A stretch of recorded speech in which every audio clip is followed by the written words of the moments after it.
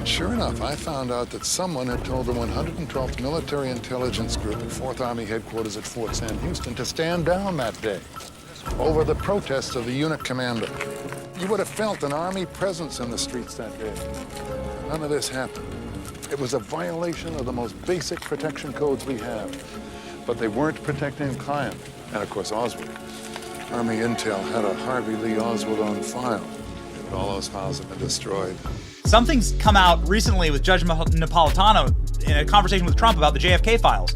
Trump promised to release the JFK files. The deadline came due, 50 years since the assassination, and nothing, there were no files released. And the question is why? And Donald Trump said, if you saw what I saw, according to Judge Napolitano, then you just understand you couldn't release them. Do you have any idea what the president saw? Yeah. So all the assassinations of Kennedys, both Kennedys, John and Robert F. Kennedy, Martin Luther King, even Malcolm X, all of these assassinations have to be revisited, and we have to and now that's hindsight, and so the transparency to the American people, so the American people have some sense of hey. Okay, so our government is this bad. All right, so how are we fixing it? Because if we don't revisit them, we can never change what we need to change. And I know you're wanting to show some of this. I don't know if I can't hear that, but if you want to show that, sure. Yeah. It's just we're putting the post up saying, sort of paraphrasing what Judge said. But we're very interested in. I don't think that Judge Napolitano will get an appointment. He wouldn't. And I bet you'll get an appointment though. So. Yeah. So the judge. So what I'm saying is that all these assassinations have to be revisited. They all of them need to be completely. All the information behind them need to be released. Wow.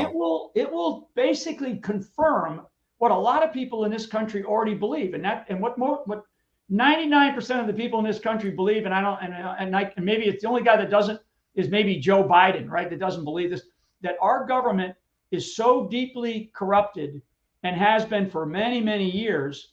And when we think about why, what is it that we are hiding, and what do we need? Why do these people want to continue to get away with these things in the future? And one of the things that I talk about in the movie, which is interesting because I do talk about this, there's a couple of types of assassinations, right? There's the physical assassinations that used to take place in the 60s and 70s because people could get away with it. The forensics capabilities, the DNA analysis, we didn't have any of that stuff. Now, and that's changed really over the last 10 to 20 years. I'll tell you, a lot of it's changed because of things that we learned on the battlefield, because we got really good at doing forensics of bomb attacks, right? IED attacks. And so we're much better. So now the assassination is by narrative, right? And by lawfare. So Trump is being assassinated by both narrative and lawfare. And there's no way in the world this guy didn't, Trump, he didn't commit any of these 91 felonies, 700 something. This is such a political assassination. Okay, this is a political assassination by narrative, by lawfare, because there's no way in the world that they could get away with an attempt. I don't know, I'm speculating, but maybe that's why Trump stops his caravans and goes and eats at McDonald's just along the way, because he doesn't want to eat whatever the hell they're going to feed him, right? I mean, I'm joking a little bit here, but maybe not. So all of these assassinations have to be relooked. The roles of our government agencies.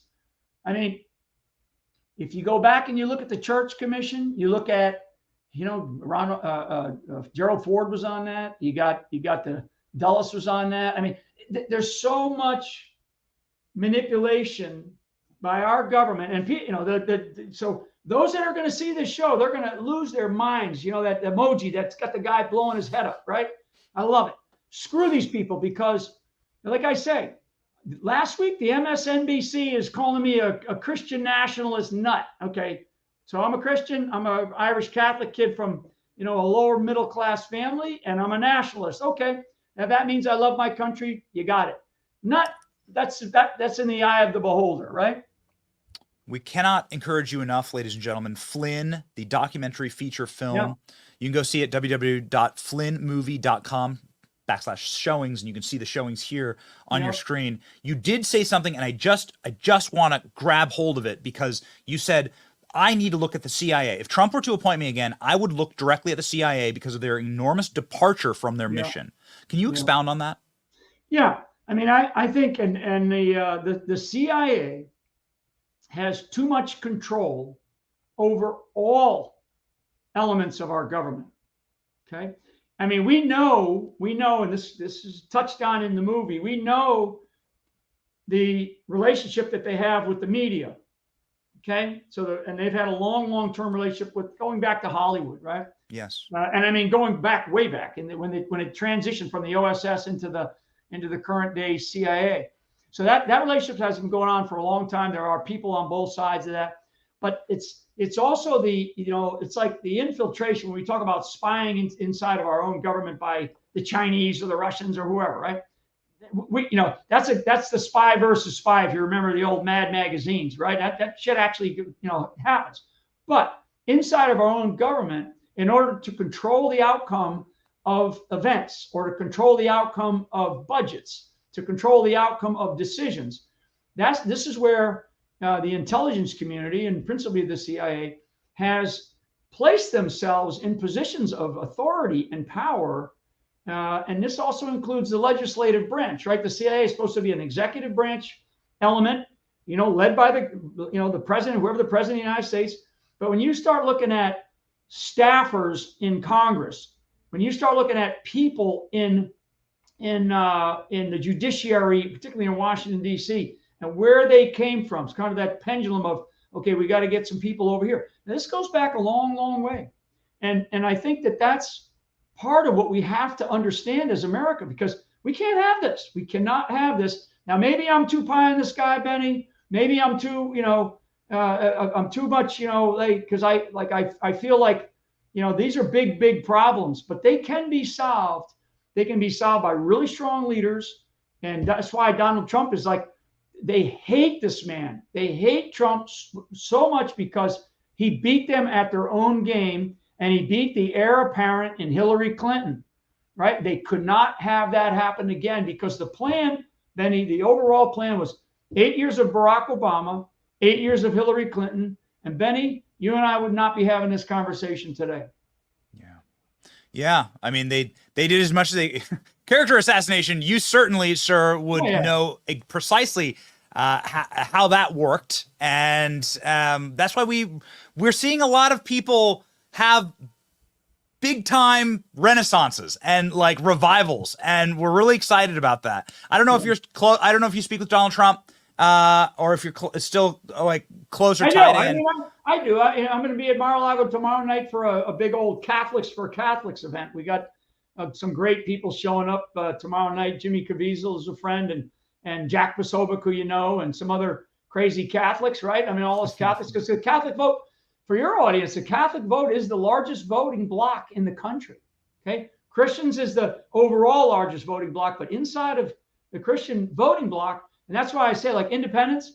I mean, I always tell people, I grew up as a Kennedy Democrat. We grew up as Democrats in a lower middle income Irish Catholic family up in the Northeast. Kennedy was kind of our guy, and so but it's like we never really cared so much about the politics as we could, cared about the country.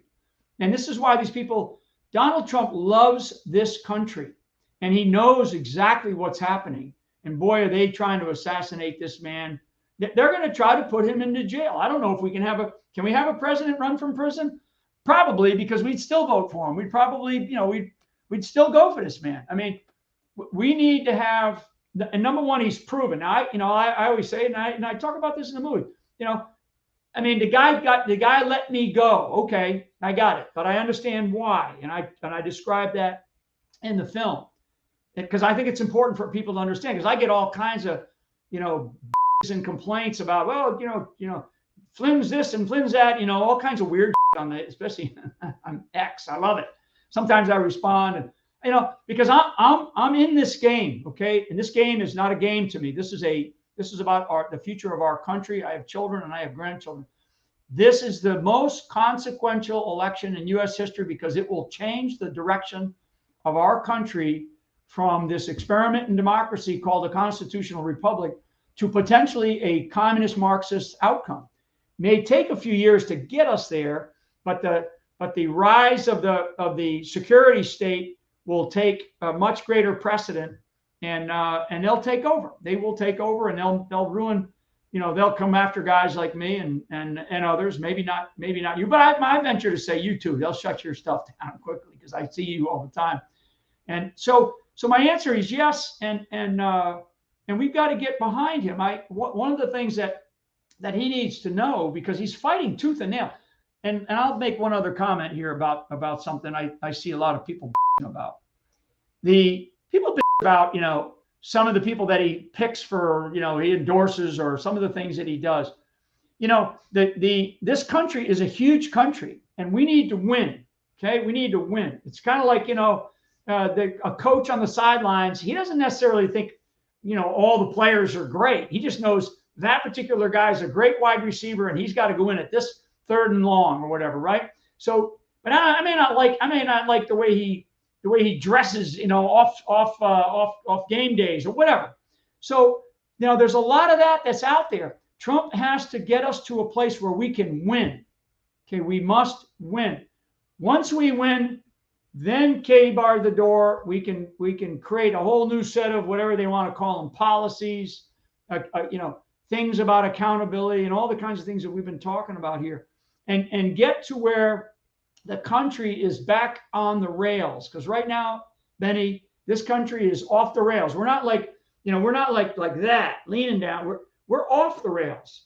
We need to get back on the rails, and it's going to take at least 4 years to get some recovery where we got some breathing space. And this is why I think the choice for VP for Trump is a really it's significant. You like Vivek? I like him. I met him. I've talked with him. I've spoken with him. I do like him. My jury is out on everybody, and I don't think Trump has come to that. I mean, he's got a list of people and all that. I'm certain that he's, but he's the master at that. Pull the fish in, right? Pull the fish in, because it is a moment of suspense. Because one of the things to be considering when we talk about the VP position, which can happen, is post that election, that person then could carry us another 8 years. So that's potentially, because I can tell you, a lot of people I talk to around the country, they ask me, about that position, and we need, because everybody knows 4 years ain't going to be enough. We're going to need much more time. So we're going to need somebody in there, whoever he decides, to be able to, sort of hold us as we go down this very rapidly moving river, and being able to stay afloat and breathe and fix this country. I do, in terms of Vivek, and there's others, but particularly in him, I like the way he talks about things. Now, I did a thing with him the other day. I know we're way over in this thing here, but I know that we did this. He and I had a conversation the other day, and really all I really wanted to know, because I've listened to everything he said. I've listened to all of his speeches. While he was on his own presidential campaign. Now that he's out there helping Trump, I wanted to know about his family. I wanted to know about his children and his wife and his mother and father, because I think that that's part of who we are. When you start to really dig into somebody's life like that, and we had a great conversation about it, and it's public. It's on. You can go to patriot.tv, right? You can see that interview, because I wanted to know who he was growing up and why he made the decisions that he made. I know why I made the decisions I made to join the Army, right? I know that. I grew up as a kid. I was born on a military base. My father's retired sergeant, World War II, Korea vet. And so I joined the Army, right? That's just something I wanted to do. I wanted to know why Vivek wanted to become a capitalist, right? Because he became a capitalist, and he became damn good at it. So yeah, I mean, we're talking a lot about Vivek, but because he's got to be one of those guys in the mix, right? He's got to be one of those guys in the mix. And I do think when Trump makes that decision, he's got to be thinking about how to use the vice president position, okay? Not only while he's the president, but when that person, takes the country for for 8 years prior to that. So the next 12 years, because, I think, and I do talk about this, Pence, right? Pence. I mean, talk about a guy who I think, screwed the country. And frankly, people pick, there's some responsibility for the leader and for the commander in chief. But, I think I think the vice president is not just going to be some ceremonial position.